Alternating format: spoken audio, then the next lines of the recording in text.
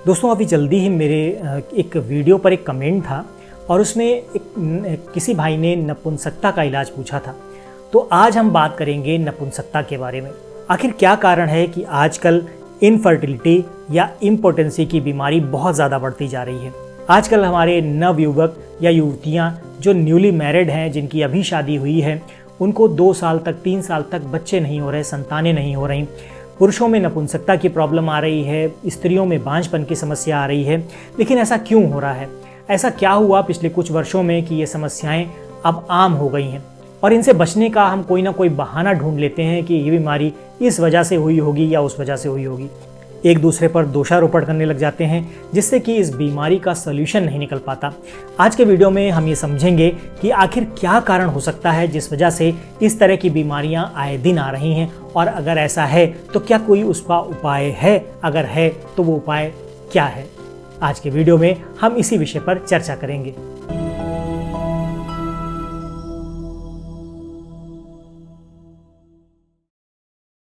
नपुंसकता की बीमारी हमारे गलत व्यवहार से हो सकती है, वेश्यावृत्ति से हो सकती है, बहुत ज़्यादा गलत साहित्य पढ़ने से हो सकती है, बुरी आदतों से हो सकती है, और अंत में खान पान भी एक ऐसा कारण है जिस वजह से ये नपुंसकता की बीमारी हो सकती है। तो सबसे पहले हम गलत आदतों की बात करें तो उसमें क्या क्या हो सकता है। अगर आप रिलेशनशिप में बहुत ज़्यादा रहते हैं, इंटरकोर्स बहुत ज़्यादा करते हैं, मोटापा बढ़ गया है या चर्बी बढ़ गई है, तो उससे भी नपुंसकता की शिकायत हो सकती है। किसी भी प्रकार के अंडकोश की अगर समस्या है, कोई दुर्घटना हो गई है, बहुमूत्र की शिकायत है, या अगर हॉर्निया की शिकायत है, तब भी आपको नपुंसकता की बीमारी हो सकती है। बहुत ज़्यादा अगर कोई शराब पीता है तो उसको भी नपुंसकता की समस्या हो सकती है। इसके लक्षण क्या हैं? इसका मेन लक्षण क्या है? इससे क्या होता है कि पुरुष में उत्तेजना खत्म हो जाती है। अगर उत्तेजना होती भी है तो वो जल्दी समाप्त हो जाती है। लिंग में तनाव खत्म हो जाता है, और अगर आता भी है तो जल्दी ही वो समाप्त भी हो जाता है। और ये एक ऐसी बीमारी है जिसमें आगे चलकर मानसिक बीमारियां भी हो सकती हैं। इन सब के अलावा एक और बहुत बड़ा कारण है जो इसके पीछे हो सकता है। आजकल हमारा खान पान बदल गया है, हमारी दिनचर्या बदल गई है, हमारी जीवन शैली, हमारा जीवन जीने का तरीका बदल गया है। ये सभी बड़े कारण हो सकते हैं इस बीमारी के। इसमें एक और कारण है जो हम नमक लेते हैं, जो आयोडीन युक्त नमक लेते हैं, और नमक भी हमारे साथ इस तरह की प्रॉब्लम्स क्रिएट कर सकता है। उस नमक में हमारे शरीर को एक तय मात्रा के रूप में आयोडीन चाहिए, और वो आयोडीन हमें हरी पत्तेदार सब्जियों से और दालों से आदि खाने वाली चीज़ों से मिल जाती है। उसके अलावा हमें आयोडीन बाहर से लेने की ज़रूरत नहीं है। आप शायद ये अंदाज़ा लगा सकते हो कि अगर हमारे शरीर में बाहर से आयोडीन आई तो हमारे शरीर में वो कुछ ना कुछ गड़बड़ करेगी। आजकल आयोडीन ज़्यादा होने से जो बीमारियां हो रही हैं उनमें सबसे बड़ा कारण होता है थायराइड का। उसमें थायराइड बढ़ रही है, साथ ही ऑस्टियोपोरोसिस यानी हड्डियों का खोखलापन, इसकी शिकायत हो रही है। और तीसरी जो सबसे बड़ी बीमारी है वो ये हो रही है कि आजकल नवयुवकों में या नवविवाहित जोड़ों को संतानें नहीं हो रही हैं, लंबे लंबे समय तक उनको बच्चे नहीं हो रहे हैं, और अगर हो रहे हैं तो उसमें कोई ना कोई प्रॉब्लम है। तो इन सारी चीज़ों के लिए हम उपाय जान लेते हैं। सबसे पहले हम कुछ चिकित्सा समझ लेते हैं, अगर कोई बीमारी है तो क्या क्या इलाज ले सकते हैं। उसके अलावा जो खान पान से है उसके बारे में मैं आपको लास्ट में बताने वाला हूँ। बाकी चीज़ें हम पहले समझ लेते हैं, चिकित्सा हम कैसे कर सकते हैं। चिकित्सा करने के लिए इसके लिए आपको लहसुन की 6 से 8 कलियों को छील लेना है, घी में तलकर पीसकर उसको खाना है। उससे ये बीमारी बहुत आसानी से दूर हो जाती है। इसके अलावा सुबह के समय गाय के गर्म दूध के साथ तुलसी के बीज और गुड़ बराबर मात्रा में मिला लेने से और उसको सेवन करने से नपुंसकता दूर हो जाती है। दूध के साथ 2 छुहारे और किशमिश भी डाल लेंगे तो ये बहुत ज़्यादा असर करता है। प्याज के रस में शहद मिलाकर चाटने से भी वीर्य बढ़ता है। 1 कप गन्ने के रस के साथ गेहूं के दाने के बराबर चूना अगर आप लेते हैं तो उससे भी आपकी नपुंसकता दूर होती है। साथ ही ये वीर्य में शुक्राणुओं की संख्या को भी बढ़ाता है। मैंने आपको शुरुआत में एक चीज़ बताना भूल गया कि कि इस बीमारी में क्या होता है कि शुक्राणुओं की संख्या भी कम हो जाती है। कई बार ऐसा होता है कि जब जो वीर्य होता है उसमें शुक्राणुओं की संख्या नहीं होती, सारी चीज़ें ठीक होती हैं, लेकिन जब शुक्राणु नहीं होंगे तो फिर प्रॉब्लम क्रिएट करेंगे, संतानें नहीं होंगी, या फिर शुक्राणु हैं तो उसमें मोटेलिटी की दिक्कत होती है, उनमें गति की समस्या होती है, जिस कारण से भी संतानें नहीं होती।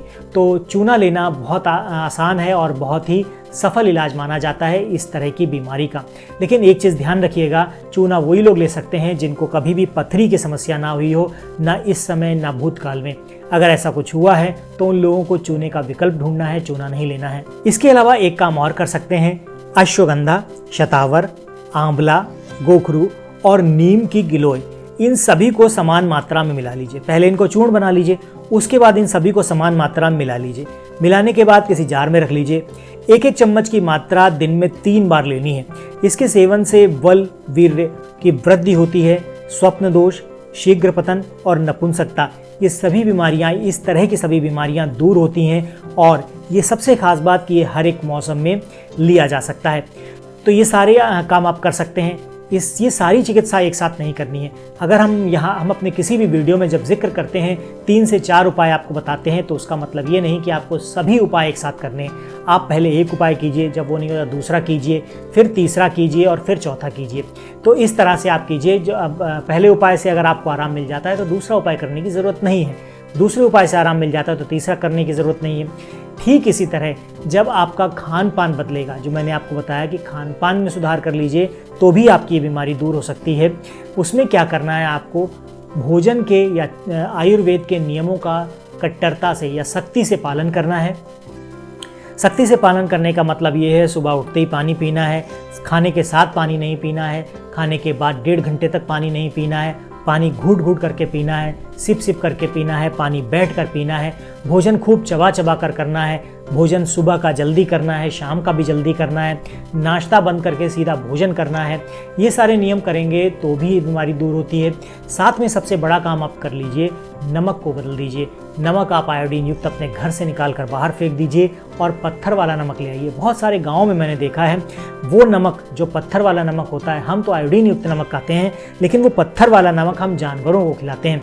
हमारे यहाँ बड़े बड़े पत्थर लाकर जानवरों के सामने जहाँ पर वो भोजन करते हैं, जिसको नाद भी बोलते हैं कहीं कहीं, वहाँ पर उसको रख दिया जाता है और जब पशुओं को उसकी ज़रूरत होती है तो वो उसको चाट कर अपने शरीर की जो नमक की कमी है उसको पूरा कर लेते हैं। लेकिन हम लोग इतने आधुनिक हो गए हैं कि हम लोगों ने उस नमक को छोड़कर मॉडर्न नमक को अपना लिया और बीमारियाँ अपने घर ले आए। तो आप उसको बंद करके सेंधा नमक इस्तेमाल कीजिए, रॉक साल्ट इस्तेमाल कीजिए, बाज़ार में आराम से मिल जाएगा।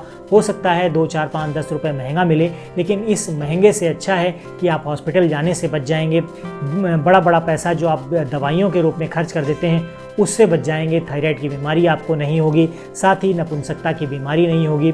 और जो नवविवाहित लोग हैं जिनको संतानें नहीं हो रही हैं, वो सिर्फ अगर नमक बदल देते हैं तो उनको इस तरह की समस्या से छुटकारा मिल जाता है। और जो अश्वगंधा गोखरू वाला आपको जो उपाय बताया गया है, उस उपाय को करने से भी जो संतानें नहीं हो रही हैं उनको संतानें हो सकती हैं।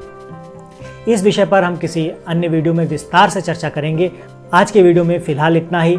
अगर ये वीडियो आपको पसंद आया है तो लाइक करके चैनल को सब्सक्राइब कर दीजिएगा, वीडियो दोस्तों के साथ शेयर कर दीजिएगा, जिससे हो सकता है ये जानकारी उनके किसी काम की हो तो उन तक पहुंच जाए। हम मिलते हैं आपसे अपने अगले वीडियो में ऐसी ही किसी नई इन्फॉर्मेशन के साथ। तब तक के लिए अपना और अपनों का ख्याल रखें, खुश रहें, स्वस्थ रहें।